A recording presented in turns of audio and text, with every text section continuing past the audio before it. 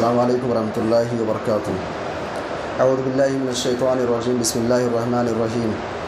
ودخل معه السجن فتيان قال أحدهما إني أرى أعصر خمرا وقال الآخر إني أراني أحمل فوق رأسي خبزا تأكل الطير منه نبئنا بتأويله إنا نراك من المحسنين۔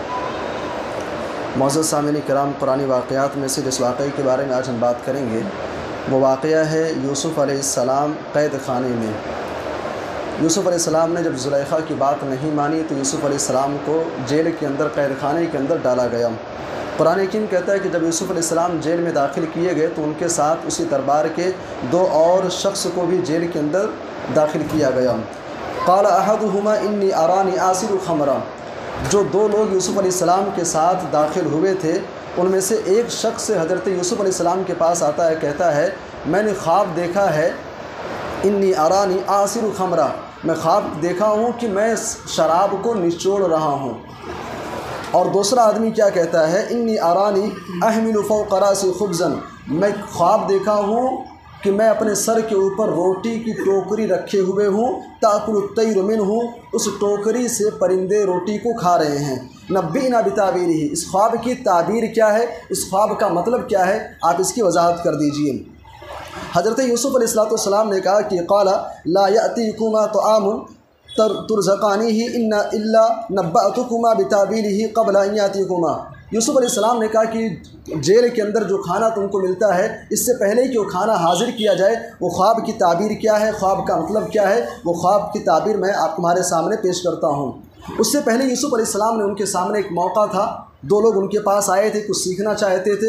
یوسف علیہ السلام نے ان کے سامنے توحید کی دعوت پیش کی، کہا یا صاحب السجن ارباب متفرقون خیر ام اللہ الواحد القہار، اے میرے جیل کے ساتھیوں، قید خانے کے ساتھیوں، ذرا یہ بتاؤ کیا بہت سارے معبود بہتر ہیں، ام اللہ الواحد القہار، یا صرف ایک اللہ تبارک و تعالیٰ کی ذات بہتر ہے؟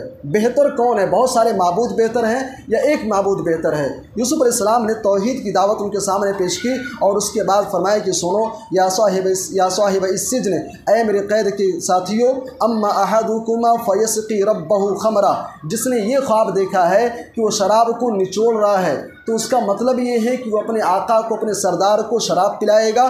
وہ اما الآخر، اور جو دوسرا جس نے خواب دیکھا ہے کہ وہ اپنے سر کے اوپر روٹیوں کی ٹوکری رکھے ہوئے ہے، فیصلب، اسے سولی پر لٹکا دیا جائے گا، فتأکل الطیر من رأسہ، پرندے اس کے سر کو نوچ کر کے کھائیں گے، پرندے اس کے سر کو نوچ کر کے کھائیں گے۔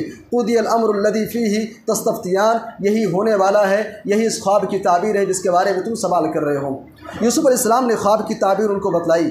جو شخص اپنے آقا کو، سردار کو شراب پلانے والا تھا، وقال للذی ظن انہ ناج منہما اذکرنی عند ربک، یوسف علیہ السلام نے کہا دیکھو جب یہاں سے نکلنا، قید خانے سے رہا ہو جانا، تو رہا ہونے کے بعد جا کر کے اپنے آقا کے پاس، سردار کے پاس میرے بارے میں بات کرنا، گفتگو کرنا کہ مجھے جیل سے نکال دیا جائے۔